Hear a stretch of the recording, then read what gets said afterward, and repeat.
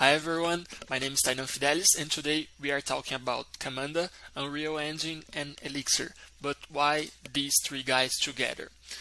Well, something a little about who Captain before we start talking about them.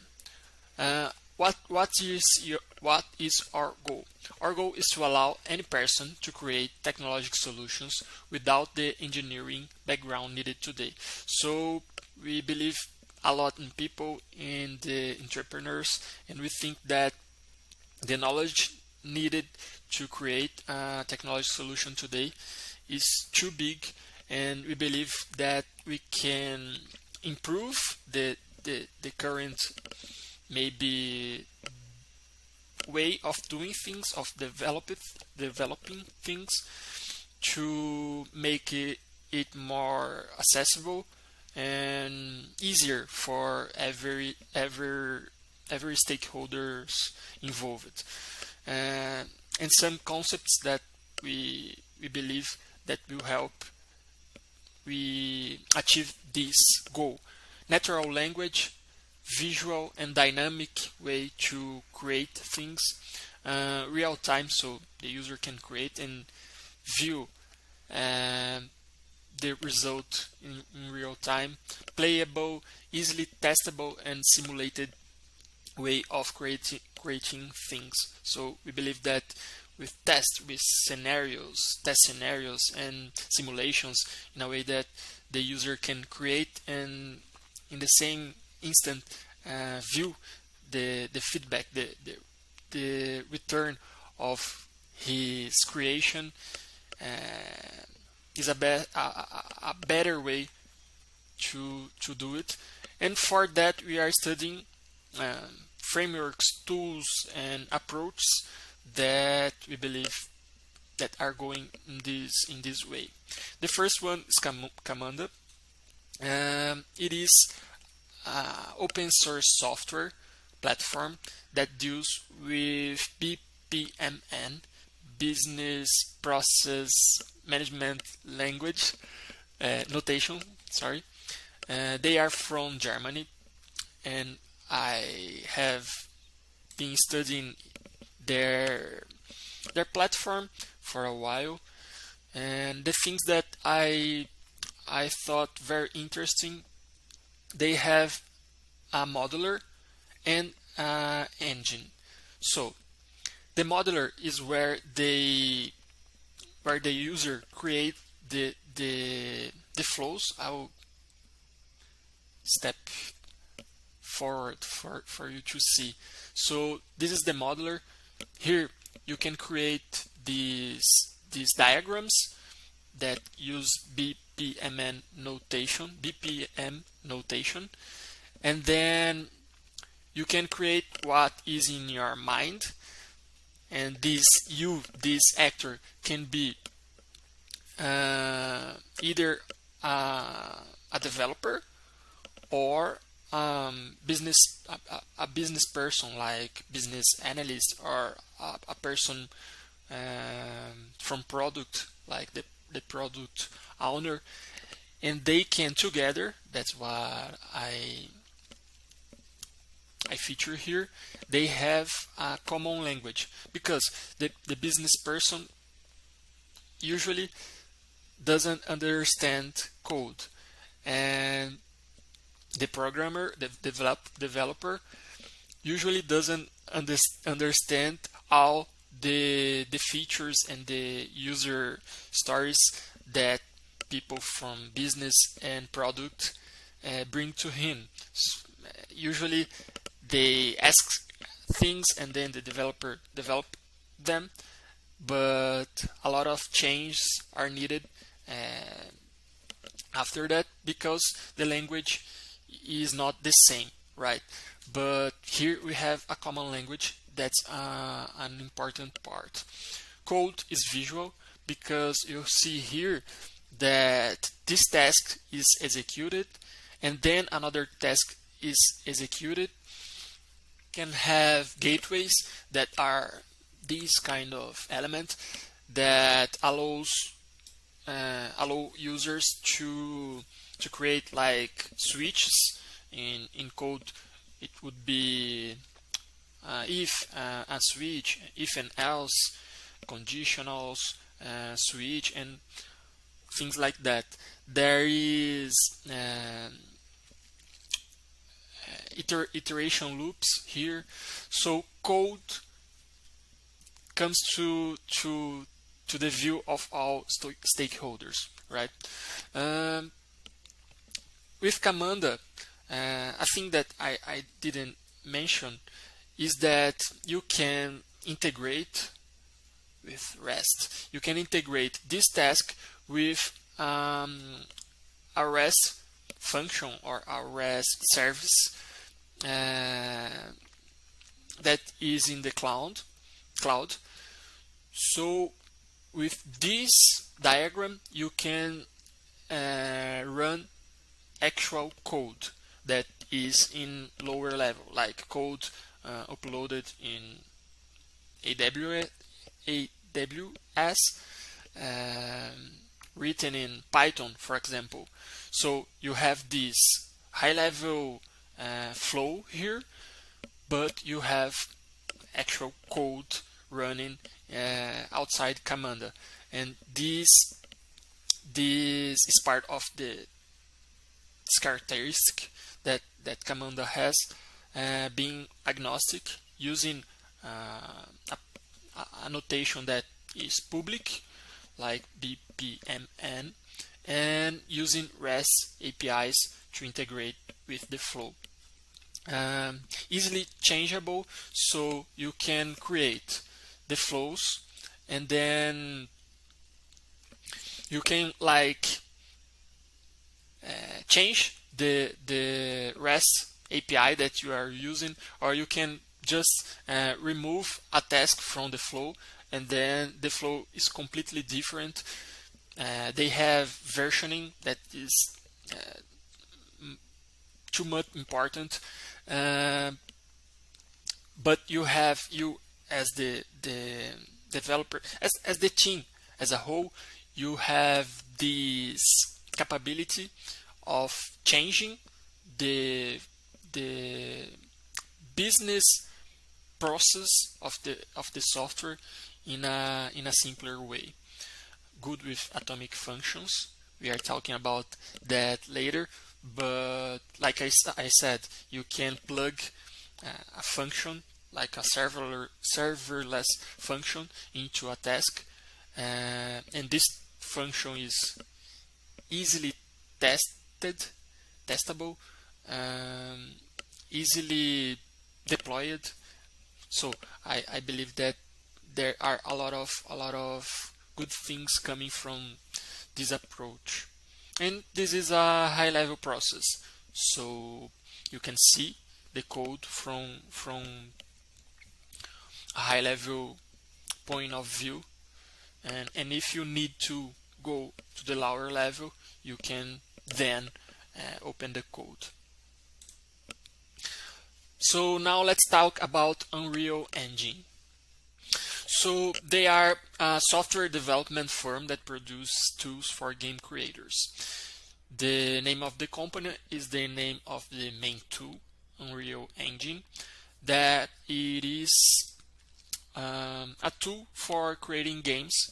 So you can see here that first of all, you see that the structure of the engine is similar to the structure of Camunda modeler. So you have here the visual elements, or here, for example, I will explain to you what are all of these elements, but first in the high level comparison, and here you have in the left and in the right you have panels that where you can select and change and create some configurations for each element selected in the visual part of the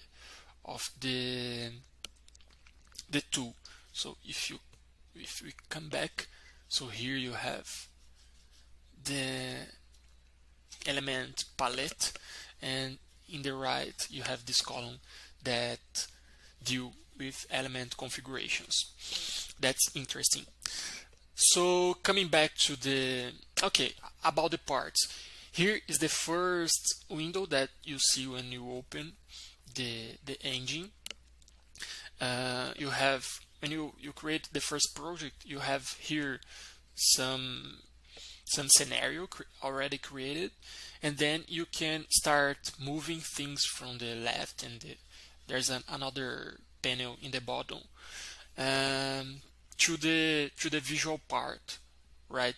So, and when you click in some element that you drag to the visual part, you can then edit it. So change, for example, the X position, so the position in the visual panel. You can rotate the element and a lot of other cool things. Here it is the blueprint.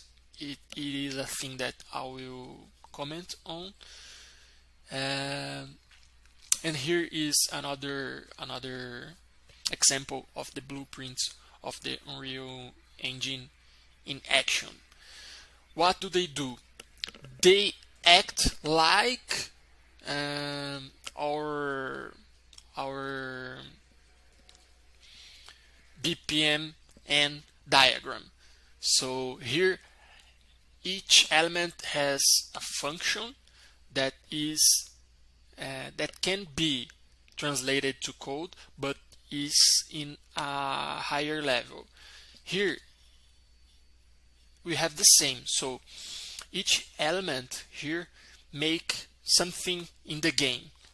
Here in the Unreal Engine we are making games. So you can code these things, but you have these blueprints that are much more visual, and they have that runtime feedback, real-time feedback that we considered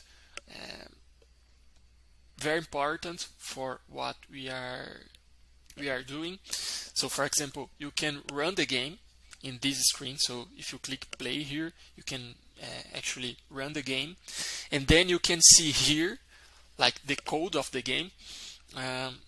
Just to be clear, here you would add like, when the user pass through this square in the game, show him a message, you win. Or when the user falls here in this hole, start the phase again. Here you would create this kind of logic, and then if you click here to play the game, and like you fall in the hole, you could see here which part of the logic is being fired. That I thought very, very interesting.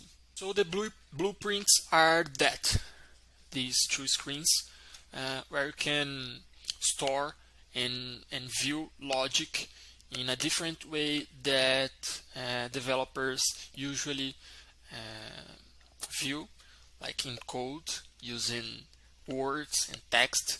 Here we have the same logic using another form of another representation. Okay, if you are a developer, here we have some details that I could explain. Like here we have a function, and the function has two inputs, and the inputs can come from different elements, but you can, for example, merge these two inputs and then turn them into one.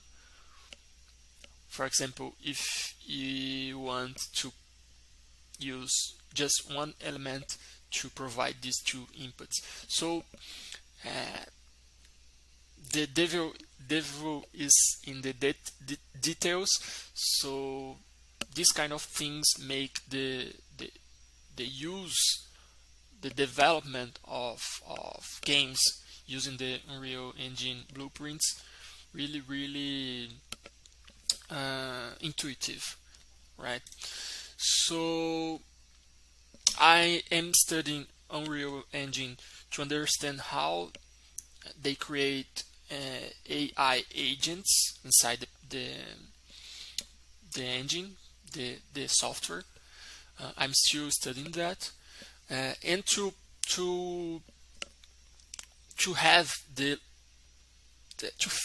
to have the look and feel of the engine. So I had never used it and this engine before, but to understand as a user of the engine how I see the development part phase and the testing phase, because here we have development, and here if you play the game it is like testing. You are actually testing the game, but this isn't called testing, it's called play, right? So this is very nice, very cool approach. And the backend versus the front end, because if we were building, developing business solutions, we have these concepts of backend and front end. But in a game, here we have the logic, the backend of the game, and here we have the front end with testing, with simulation. So this is very cool. This is a very different approach that we are used to do in when we develop business solutions, and that those are the things that I am studying in Unreal Engine. So our last one, Elixir. Elixir is a dynamic functional language for building scalable and maintainable applications. It leverages Erlang VM. I think Erlang is from Ericsson Group. Our telecommunication systems were made using Erlang in the past and currently today as well. And this guy, Joseph Valim, that worked at Nubank, a famous startup here in Brazil,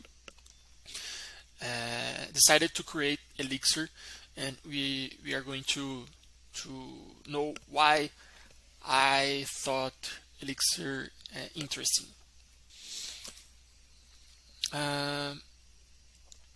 Well, I would talk about this, but these pipes operators are a thing that he created to make the language more readable, more I would say cleaner, and this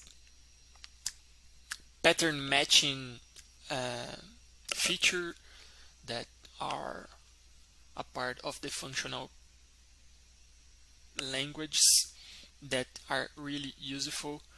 And well, that's what I wanted to say about these three guys.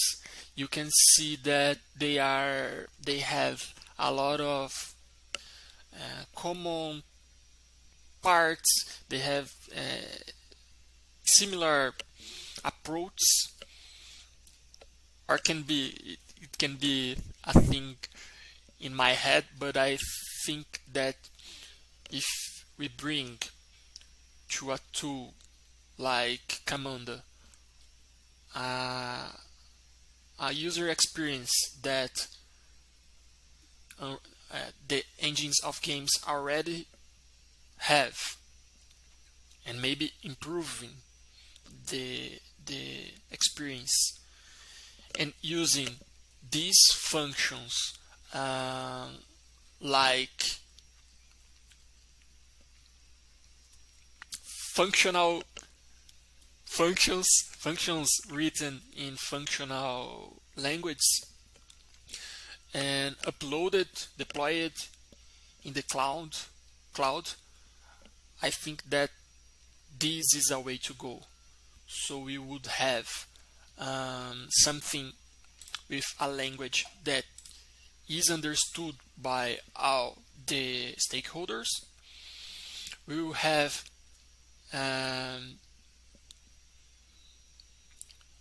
scalable and maintainable and clear code, right? With no ambiguity, and using a language shared by the team, right? With these capabilities of playability or simulation in the code that we just created. So that's what I'm thinking about, and that's why I'm studying these guys. So it can make no sense for you, but if it makes, that's what I would like to share with you. Okay, I'm actually writing our alpha or beta version for Hook Captain engine or modeler. I don't know which is the name that we are going to use, but in the next weeks I show you the devlog, so you can follow what we are trying to build to start our journey with the actual product. Because until now we are studying a lot, we are trying to make one concept using the concepts that we like, but now we are getting into it, right? So thank you for watching, and I ask you to subscribe here and give us a like in the video, and well, see you later.